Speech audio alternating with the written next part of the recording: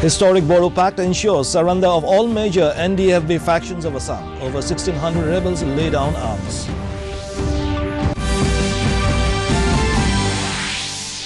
Nation pays homage to Mahatma Gandhi on his 72nd death anniversary. Assam also pays a rich tribute to Gandhiji.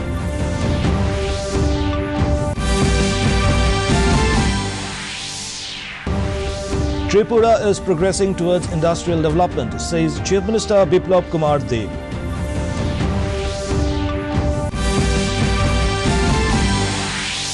High alert sounded against novel coronavirus across the globe. World Health Organization to hold emergency meeting in Geneva.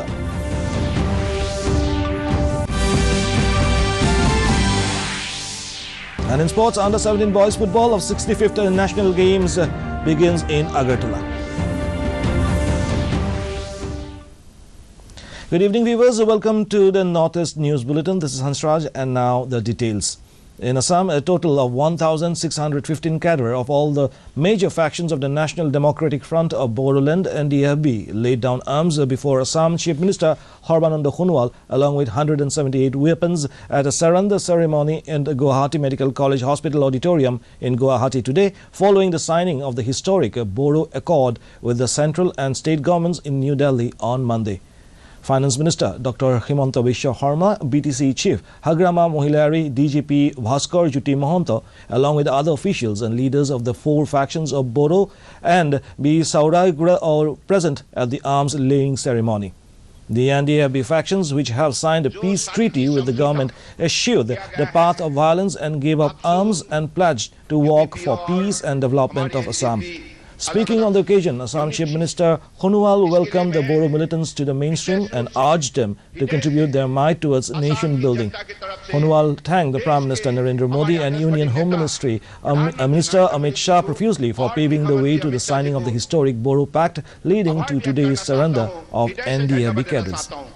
क्योंकि उन लोगों ने हमें जो मदद किया और उनकी दिल में असम के लिए जो सद्भावना बसा हुआ है, वो चाहते हैं, भक्ति भावनाओं से चाहते हैं, निष्ठा से चाहते हैं कि असम प्रगति करे, असम आगे बढ़े, नॉर्थ ईस्ट आगे बढ़े. Prime Minister Narendra Modi welcomed the Bodo militants to the mainstream and hoped that the historic accord will bring peace and tranquility in northeastern region. In a tweet, Prime Minister Modi said the accord with Bodo friends was made while protecting the interests of other communities of Assam. This is a victory for all. It's a victory for humanity. It is inspired by the mantra of Sabka Saath, Sabka Vikas and Sabka Vishwas, and by the spirit of Ek Bharat, Shreshth Bharat. Nation pays homage to the father of the nation, Mahatma Gandhi, on his 72nd death anniversary today. It was on this day in 1948 Mahatma Gandhi fell to the bullet of his assassin. The day is also observed as Martyrs' Day. President Ramnath Kovind, Vice President M. Venkaiah Naidu, Prime Minister Narendra Modi today paid floral tributes to the father of the nation, Mahatma Gandhi, at Rajghat in New Delhi on his death anniversary. Defence Minister Rajnath Singh, Lok Sabha Speaker Om Birla, former Prime Minister Dr. Manmohan Singh, BJP veteran L.K. Advani, Chief of Defence Staff General Bipin Rawat were among those who offered tributes to martyrs on Martyrs' Day. Congress President Sonia Gandhi also offered floral tributes. An interreligious prayer meeting was organized on this occasion.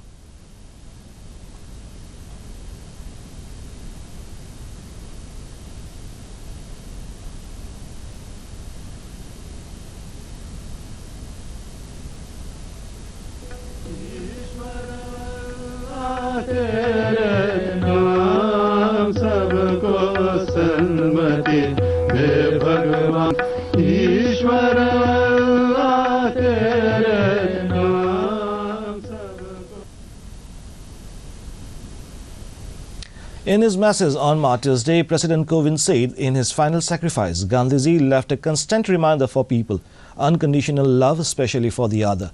Kovind said he is confident that more and more people will discover Gandhiji's true message. Prime Minister Narendra Modi said the personality and ideals of Mahatma Gandhi will continue to inspire people to build a strong, capable and prosperous new India. Along with the rest of the country, Assam also paid respectful homage to the father of nation Mahatma Gandhi on his 72nd death anniversary today. In a function at the Janata Bhavan complex in Dispur, floral tributes were paid to Gandhiji. Additional Chief Secretary Surendra Singh led the function where all the officers and staff of the Janata Bhavan participated. In Arunachal Pradesh, R.K. Singh, the Union Minister of State for Power and New and Renewable Energy and Minister of State for Skill Development and Entrepreneurship, discussed in detail on hydropower projects and other projects. The meeting was attended by Chief Minister Pema Khandu, officers from State Power Department and others. Earlier, he also called on the Governor of Arunachal Pradesh, Dr. Mishra, at the Raj Bhavan in Itanagar. The governor emphasized on exploiting the full hydropower potential of the state, which he said will benefit the state as well as the nation. The Union Minister of State agreed to provide necessary assistance to the people of Arunachal Pradesh for promoting new ventures in the power and new and renewable energy, skill development and entrepreneurship. Tripura Chief Minister Biplab Kumar Deb on Wednesday inaugurated the 30th Industries and Commerce Fair 2020 at Hapania International Fairground. MLA Mimi Mojumdar, TIDC's Chairman Tinku Roy, Kiran Gitte, Secretary Industries and Commerce, Kirti Chakma, Assistant High Commissioner Bangladesh and others remained present at the inaugural program. The fair will end on 15th February 2020.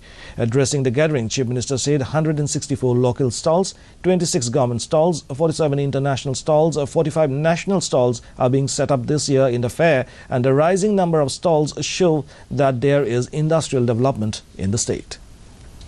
In China, the death toll due to infection caused by novel coronavirus has risen to 170. Chinese authorities have so far confirmed 7,800 cases all over the country. China today announced the suspension of all domestic football and postponed indefinitely the top flight Chinese Super League CSL season in response to the deadly viral outbreak. Meanwhile, the World Health Organization has convened an emergency meeting in Geneva today over the deadly coronavirus outbreak in China. The committee will advise the Director General on whether the outbreak constitutes a public health emergency of international concern or PHEIC and what recommendations should be made to manage it. India has requested China for permission to operate 2 flights to bring back Indian nationals from Hubei province of China. Ministry of External Affairs spokesman Ravish Kumar said the Indian Embassy in Beijing is in touch with Chinese authorities on the ground to work out necessary logistics. Meghalaya government is fully geared up to tackle a mysterious coronavirus which affected China and other countries. Coronavirus is a large family of viruses that causes illness ranging from common cold to acute respiratory syndromes. Speaking to media persons in Shillong on Tuesday, Health and Family Welfare Minister Al Haq said that the department was fully aware about the outbreak of the virus and it has alerted all concerns to be alert. He also informed that the personal protection equipment and masks have been made available in the state, even as he confirmed that there was no suspect case of coronavirus in the state. A one-day workshop on tobacco control was organized by National Tobacco Control Program NTCP in collaboration with Tobacco Control Project Negrims in Shillong on Wednesday. Speaking on the occasion, the State Nodal Officer of NTCP, Dr. Lana E. Lingdo Nongbri, praised the gathering of the achievements of National Tobacco Control Program in Meghalaya. She mentioned that Smoke-Free Shillong campaign is an ongoing process and in order to achieve it, a sectoral approach and active community is required. The findings of baseline assessment show there are very few no smoking signage in public places, despite it being legally mandatory for all public places to display them. In Nagaland, Khamnyungan Festival Khautsaushi Hoka is an important festival observed every year from 28th to 30th January. It was observed today at KCC Treasurer's residence, Phenyang, Noklak Town. President Sukhoi Jibi said that the festival is observed every year to give thanks to God for the good harvest and also invoking the blessings of God upon the new crops as well as for safeguarding of lives in the family. Both men folk and women folk from the community participated in the cultural dance during the festival. Tripura Chief Minister Biplab Kumar Deb on Wednesday, in presence of Sports Minister Manoj Kanti Deb and others, inaugurated the 65th National School Games 2019-2020 Under-17 Boys Football at Agartala Umakanta Academy Mini Stadium through a colourful opening ceremony. The game will continue till 2nd February. Around 700 participants in 35 teams will participate in this event. Addressing the inaugural program, the Chief Minister said Tripura government is very much keen towards taking any kind of initiative for developing the spirit of sports among the youths. In tennis, Swiss star Roger Federer and the Serbian Novak Djokovic are to clash in the first semi-final of the Australian Open to be played at Melbourne shortly. The two greats have combined 13 Australian Open titles between them. In mixed doubles quarterfinals, India's Rohan Bopanna and Nadia Kichenok of Ukraine lost to Croatian Nikola Maktic and Barbara Krejcikova of Czech Republic in straight sets. Yesterday, world number 1 Rafael Nadal crashed out, losing to the 5th seed Dominic Thiem. And before we wind up the bulletin, a recap of the headlines. Historic Bodo Pact ensures surrender of all major NDFB factions of Assam. Over 1,600 rebels lay down arms. Nation pays homage to Mahatma Gandhi on his 72nd death anniversary. Assam also pays rich tribute to Gandhiji.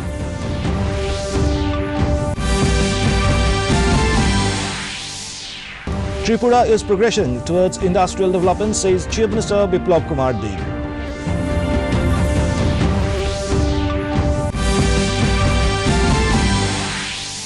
High alert sounded against novel coronavirus across the globe. World Health Organization to hold emergency meeting in Geneva.